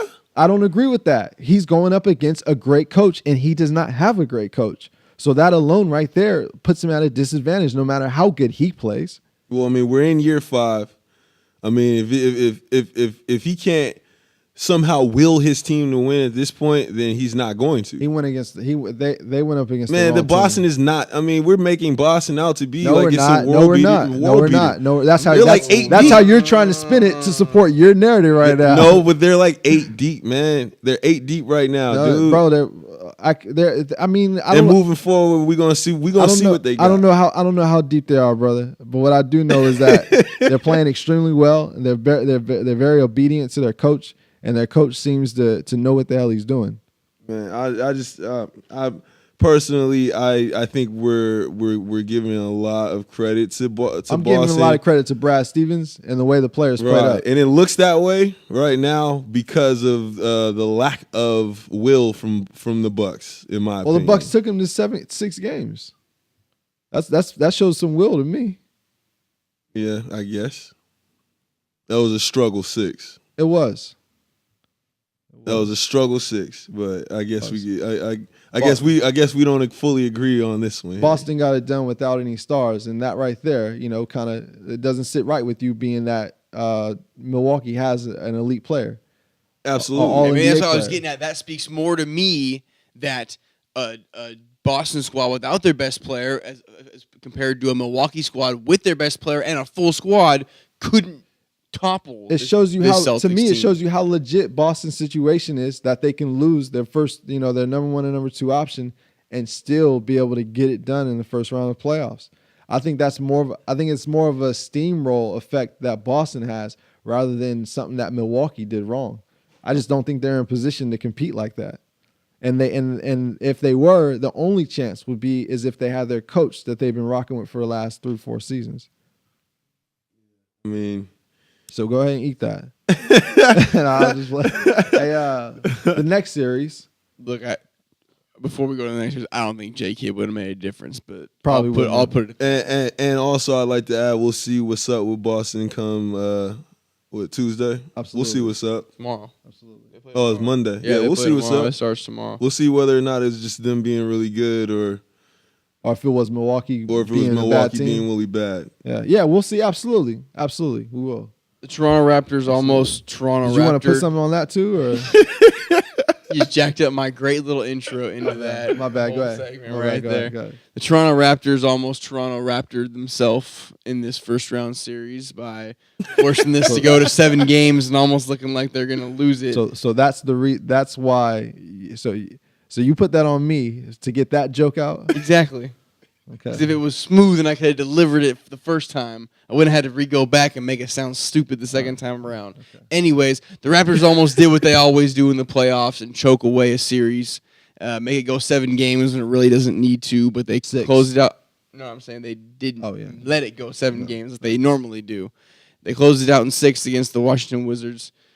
John Wall speaking some garbage about his teammates. He doesn't know which way is up, it seems like. My goodness. I'm starting to see that light. I'm not going to eat any hate because I've never really been a huge John Wall fan, but I will say he's definitely talking crazy talk right now. Well, I feel venerated. I'll say that. But at the same time, I mean, I really don't like Toronto either. So it was like a. I got blessed and I got cursed at the same It was a time. double-edged sword. You didn't know which side you wanted to get hit with. Right. They're both gonna hurt. They're both gonna cut you deep. I honestly wish they both would have collided out of the playoffs, to be real. That way we don't got to sit through that. We don't got to sit through any more Toronto.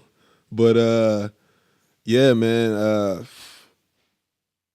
Toronto have the best bench in the NBA. They're very deep, and DeRozan actually played up. Yeah, I mean, Why are you so lackadaisical over here with this damn I've series always right been like now? that with Toronto, man. And the It's Wizards. fool's gold. Well, No, the league the likes the Wizards Wizards. So if any of these series, this is a series we just say screw it and move on. Lightweight. I mean, that's I'm with it. This is my reaction to it. You know, All right, let's keep it moving. I don't care Cavs about. and Well, Pacers. I've got a narrative, but yeah. Spew it. You weren't spewing it. You got to give me a moment, man. I shook my shoulders, and then you just right on. Listen, You said, well, listen. I thought we were moving on. No, I said I don't care about them. I didn't say I thought we were moving on. Rewind the tape, no, Hesi. I didn't say that. What are you talking You about? said you Flaw? don't care about them. I took that as canon that we were Okay, moving so on. you I'm with- so you took that. I'm I with, must- I'm I with must- moving on. I must so- have assumed again. So look, Washington. That's all. I really don't have nothing to say about Toronto. Toronto is meh. They're lukewarm, you know, and they'll get dealt with. You know what I mean? At some point, but Washington, they probably got to blow it up, man. Oh yeah, probably. You've been saying that for 2 years now. All of a sudden you're Probably. backtracking. I haven't been saying that. I have been. Yeah. You have been. Look There's at too many. this guy. There's too many narratives this going guy, on, man. You guys got a new narrative every 3 or 4 days. And I Hey, gotta well, that's keep our track. Look job, at this. Schwab. And now you And nobody wants look, to hear most of them most of the time. So anyway. because you All right, you get no, Hezi. frustrated, you lash out against us for. Come on, man. Anyway, dog. somebody has to keep you guys You know in what? check. Go ahead, man. Go ahead. Next. Keep going with your Washington narrative right now. I already said it. Blow it up. All right. No. Are you done? Nah, now can we- look. Let me bring it back. Hold on, y'all. Let me bring it back before we exit. Like Washington did. The only way to save them in their current state would be Handler.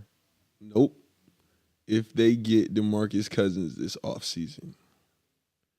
That's the only way. This has been something that's brewing into fruition, or people have talked about brewing it into fruition for years. too. Listen, it would give John Wall a player to sub to, for one, because we all know that John Wall is not your leader. Now, whether or not you're willing to see, Schwab, you will not ever let somebody did I say finish the anything? bloviation. Did I say anything? Can I finish the bloviation? You forced me to say something now, but keep going. You didn't Can I have to say anything, Suave. can I I finish? didn't. I just went. Your whole reaction said everything. Can I finish the bloviation or not? Or do you want to get yours? Oh, I off really real quick? want to get mine in because y'all are even saying DeMarcus Cousins is not a number one option. Now, He's not see, the man. now Man, see, he didn't even let him finish. Man. You didn't let him finish. Like he wanted us to eat the hate so much. Just go. He can't control himself. Dang. He can't control himself. Now go. It's, What? Did now I don't ruin wanna your do it. narrative? I was literally just about to say. Now, if you want DeMarcus to be your number one, that's a whole nother story. Okay. But you had to cut it off and get yours in there. So now we can move on. Now I don't even want to bloviate on that anymore. Let's go. These narratives are becoming too much. No, Schwab. You're becoming too much. All right. Schwab will be done for the night. Y'all can handle the last series. Schwab out. What Oh. that was the best for you this day? I'm just going to chill and listen. All right. So look. Listen to y'all bloviate. Well, maybe I can get mine off. Hey, exactly. Well, I'm giving you your chance now, so for you better once. get it in.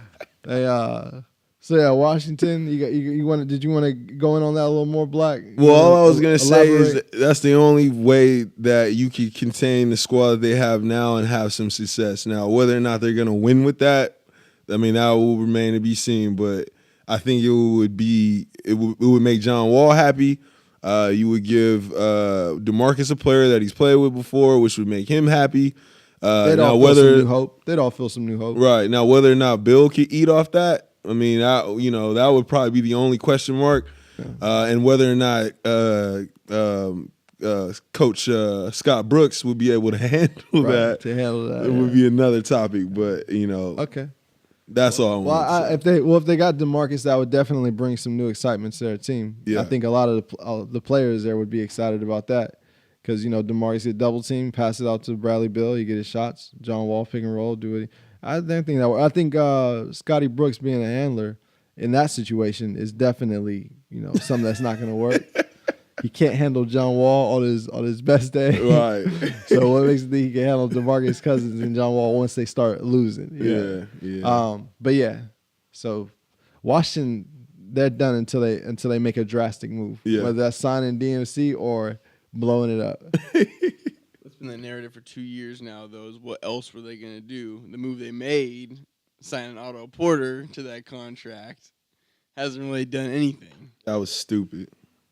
They could've let No him way, walk. no way, shape, or form am I paying Otto Porter that much to do what he. I mean, we know what he does now. So Yo, I won't lie. I never root for a man getting injured, but when I saw that Bleacher Report article, it said Otto Porter was out for the rest of the first round. The first thing that popped in my mind was, it wasn't going to make a difference anyway, so what does it matter? well, I don't agree. I mean, he played really well when John Wall was out. Now it's the combination of him and John Wall that just doesn't work together. Yeah, that's a problem.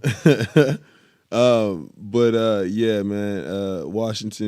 Washington's trash. Let's let's go to the next series. Cavs and Pacers had the best actually the best overall series, I think, of any of the playoff series we saw in this first round. Went to 7 games. It seems like we had a tantalizing game every game. I think Indiana definitely missed their chance in Game 4.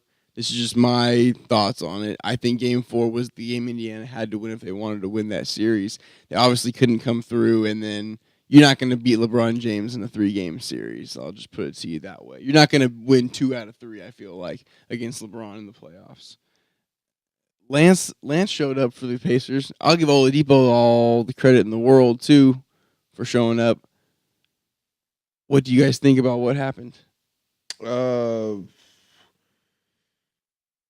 mean, pretty much. I mean, the only surprise is that the Pacers made it a series. Honestly, like, you know, everybody's narrative changed once, you know, after Game 1, the way they beat the Cavs. But I think the real surprise was the fact that they were even in the series to begin with. I mean, we all believed that Cleveland was going to make it out of the first round. I mean, shoot, we all believe that Cleveland's going to make it to the conference finals. So for the Pacers to push them to 7, for the Pacers to push them to 7, I think that was the real surprise. Should they have won Game 4? Yeah, because that pretty much put the nail in the coffin.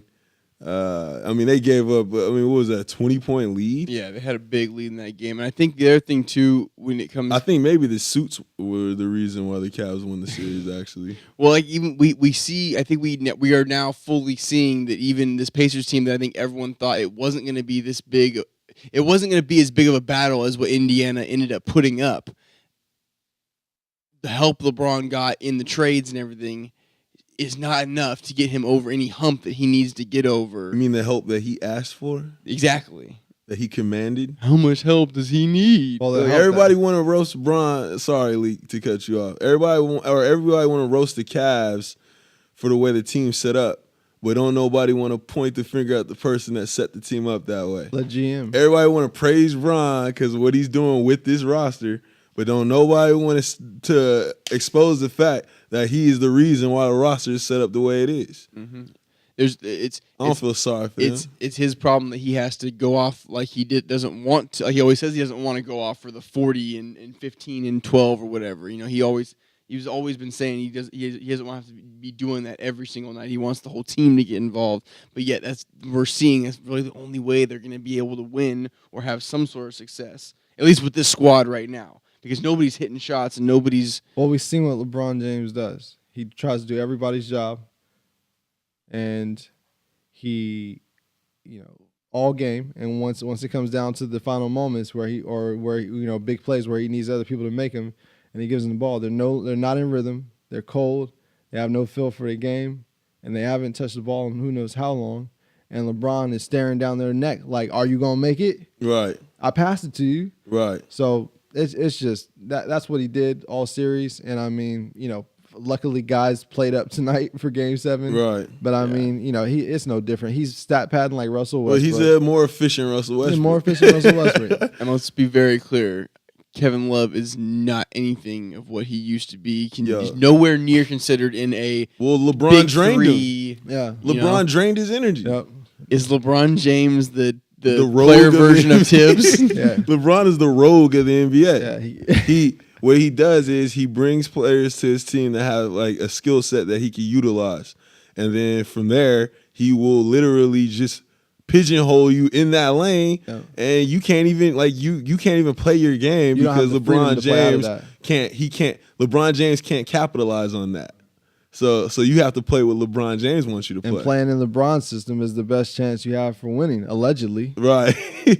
know? So now Kevin Love is in a drained state. So that's J.R. Smith. J.R. Smith is in a zombie state. He got the most out of JR, but he also sent him straight to the sunken place. Man, J.R. Smith is the dog. He has the collar on, and LeBron's holding that thing and yanking him back. And his bite is dull now too.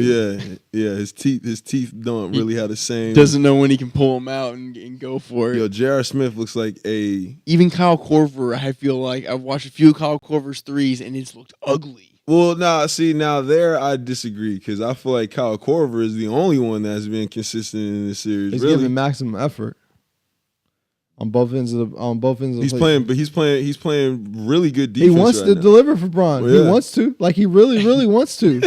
It's just not easy all the time, but I really want to. I want to be there for you, Bron, if you'll let me. Yo, I mean, I don't see. God knows where Tristan Thompson was. I don't see this being a successful recipe moving forward. Now, the Bron fans out there will have you to believe that this is this will be Bron's biggest feat. This is Bron's defining series. This will be Bron's biggest feat. You know what I'm saying? Can he do it without anybody else on his team? But they were lucky to make it out of this series. Like I said, the Pacers definitely played up. Looking forward for them is very bright. But I'm not impressed. Well. I'm not impressed at all with what Cleveland did in this series. Victor Oladipo as well. He played. He had some bad games, but he had some really great games as well. And he's definitely made a case for most improved player of the year. We did that quick poll at being last episode we had when we were talking the playoff preview. We said Paul George or Victor Oladipo. I don't think there's any question in anybody's mind now. Yeah, we had one good game from PG, one really good game from PG, and one game that pretty much he was playing for his basketball life. Yep. Other than that, Oladipo pretty much, Yeah. he showed that he can will his own team to a series with quote unquote the greatest player on Let's the be planet. very clear. He's got stronger shoulders than Paul George. Oladipo can carry more weight than what Paul George can and keep his composure. Paul George did get him to the conference finals. I feel like I don't want to. I think it's more. When was that? That was when he was with Hibbert and David that was West. Hibbert, George Hill, Veterans. Lance Stevens. I feel like we're hating on Paul George all of a sudden. No, I'm not hating on him. Paul I George. want him to come to LA. Come on, see, you know what? Let's get into the because you were about to. I can see. Where did this LA narrative? Well, I can see you dozing off into the abyss. Trying to pull some ridiculous narrative back to the physical plane. I'm not pulling having anything. that. I'm not pulling anything. You said I feel like we're about to start slandering Paul. Like what? We're not slandering Paul George. We're just saying Victor Oladipo. I think Victor Oladipo has stronger shoulders than Paul. His team was way less experienced than what Paul had. Paul actually had a team that was built to win currently because they built it for Danny Granger. Yeah, yep. And he happened to rise up through the ranks to become the centerpiece of that. Yeah. But the team was already a vet team established to try to win the East now. Victor Oladipo, him and his whole situation, including It was the more of coach, an ensemble played for that Paul George yeah, absolutely led roster. Now Yeah. he was leading that team, but I mean he had there was a bevy of other players to take the pressure off of him Right. as well.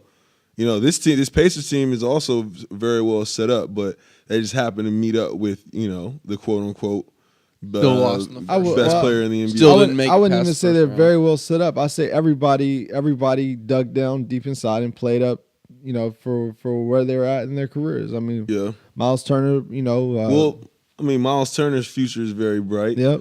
You got Sabonis. Demantis Sabonis, who Yep, is also Lance a very Stevenson, solid player. who's actually was effective again. I mean, despite Bron, averaging 40 in the series, Right. Lance Stevenson was somewhat effective. For He spurts. he successfully got into the head of LeBron James. And he played LeBron And that's James something hard. that's something to speak on right Absolutely, played him hard fouled him. Wasn't sorry about it. there. He's not afraid of no GOAT. Let's Nah, put it that way. that's All not. right. So I think Indiana played up very well. I think they got a bright future, and I also think that we can leapfrog them over Washington. Yeah, yeah. We could put them over Boston. I mean, not Boston. Milwaukee. Yeah. These guys have earned. Like Vic said. I think we earned the whole league's respect, and I would say absolutely. Yeah. Hey, for sure. he didn't need to say that because they were already over them because they got the higher playoff seeding berth this year. Right. And Coming in next year. Yeah. Shout out to Nate McMillan as well. Yes. Credit Yes. to Nate McMillan. Yep. On doing a heck of a job Absolutely. coaching his team this year. Absolutely. You know what? I give Larry Probably Bird Coach of some the Year credit too candidate. for actually pulling that trigger. Neil Oshie, who was their GM? No, Pritchard, Terry Pritchard, Yeah. or Kevin Pritchard. I give whoever made that call to actually make the trade Yeah. with Oklahoma City. I definitely give them. Well, I props mean, on I that. don't really give them a whole bunch of props because Paul George forced the trade. No, So but they what had to get rid what of they him. got back from that, Yeah. they were able to finesse the situation that I'm was pretty just sure as they could. good. I'm pretty sure they kind of. Nobody saw Victor. I don't even think they saw Victor Oladipo being this. Well, how can we No. say that? Didn't they get a first round pick? They got a first round pick out of it too, didn't they? I don't- Yeah, did I they? think so. Pretty sure it was Sabonis, Oladipo, and a first round pick. Okay. I thought that was a huge haul from the get go for Now- the Pacers. now at the end I of think the he day- could. I think they could have got more from the Lakers, but that's fine. At the end of the I day, agree. as well. Yeah. I think we all knew that wasn't going to happen though. At the end of the day, though, they both of those teams achieved the same thing, which is a first round exit. So Right. I don't think we can say that there's a winner or a loser out of this trade. I think we would call Hey. LKC more of a loss because you would expect them to go. I'll first. tell you who the winner of that trade is going to be. Say OKC or LKC? The winner. I'm pretty sure you said LKC. The winner Hey, of that trade is going I to be. didn't, but that works. The winner of that trade is going to be the team that lands Paul George in free agency. Allegedly. Allegedly. Well, I didn't say who.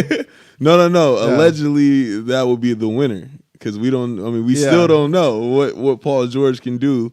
So what did this year raise more questions than answers for Paul George? Absolutely. Man, Absolutely. Don't you just hate it when that happens? All right. So you want to get into the upcoming just preview. I shortly think just preview? who you got. Yeah, let's just have Who a you pick. think is 'em. going to So win? we'll go back to the West, the Rockets and Utah. Who you got, Black? Rockets. And how many games do you got that in? 5. All right, Black. Swab. Rockets and I'm going Jazz. to go Rockets for sure. I think it's going to go 6 though. 6. All Yeah, right. I think it'll get stretched Kurt, out. Rockets and Jazz. How many games? Rockets and Jazz. Rockets and 5. I got the Rockets in 6 games. I'm gonna make it fun. Black, the Warriors and Pels. How many? Warriors in 5. Swab, I said it in 4 earlier, so I might as well go with it. Warriors in 4. Kurt. 4. I got the Warriors in. I got the Warriors in 4 games. All right. That was the best pick of the night because I knew the moment he started thinking about it, he wanted to say 4. Got okay. Black. Yeah. Cleveland in the East. Cleveland and Toronto. How many games? 7 games, Cleveland. Ooh. Just for the Drizzy factor. All right. Swab. Make sure they get 4 games of Jersey. Shout out to official Young Ty, by the way, in the chat. Hey, Yo, shout yo, out yo. to the young Ty. You rocking with us, man. It was an hour and a half. Yeah. We into it. No, that's almost 2. We Oh, need- yeah. Oh, we are at almost 2. Yeah. I also, man, do I also have Cleveland? I kind of want to take Toronto just because I'm going to go with Cleveland. And I'm also going to say 7, make it boring. That's fun. No, I mean boring pick wise. That we're just picking 7 gomes. That's a good. You gotta get series. ballsy though. You That's gotta a good say series. Raptors in 6 or something like That's a that good and switch series. it up. All right, Kurt. Who you got? Cleveland and Raptors. How many games? I'm gonna take the Raptors, and I'll take the Raps in 6. I also have the Raps in 6 games. I see Wow. LeBron James running out of gas. And then we got Black, Oh man. Boston, and Man. the Sixers. I mean, you can't just ask me that right after that. Right after that. Well, I mean, yeah. All right. Who we got? I'm sorry. Boston and Philly. Boston and Philly. How many games? Well, you already know who I'm taking.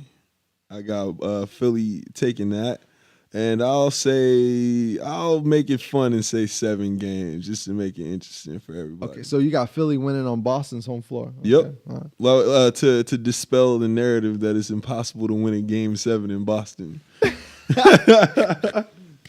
All right, Spoken Schwab. from a true Laker fan.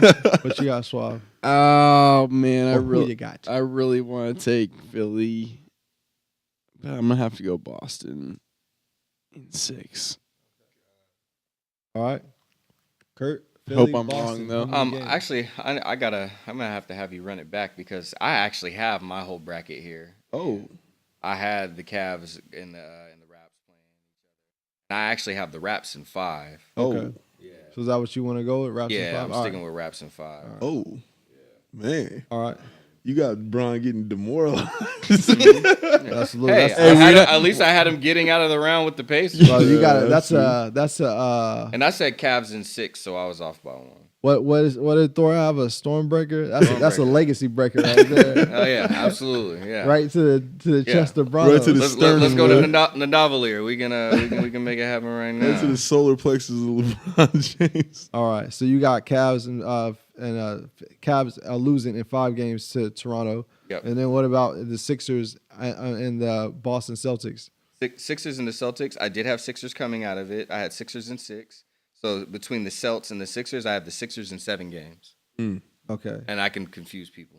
Sixers in 7 games. And you're also aware that that would be Sixers winning a game 7 on Boston's home floor as well, correct? I am fully aware, and I will eat that chum should it come. But I'm rolling with these Sixers because these Sixers are rolling right now. All right. Absolutely.